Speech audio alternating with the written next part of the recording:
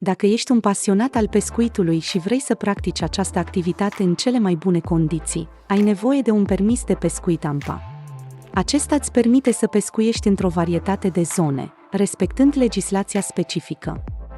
Un mod simplu și rapid de a obține acest permis este prin intermediul site-ului www.propescar.ro, unde poți deveni membru la ProPescar prin achitarea taxei de membru.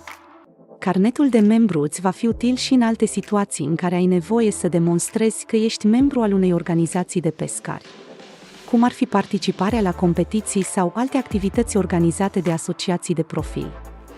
În plus, pentru că devii membru la ProPescar, vei avea acces la o comunitate de pescari pasionați și la informații utile despre cele mai bune locuri de pescuit, echipamente și tehnici.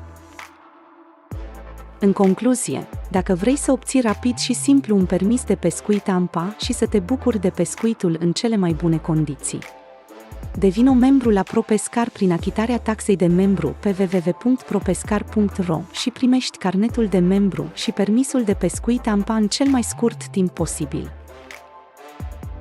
Comandă chiar acum pe www.propescar.ro.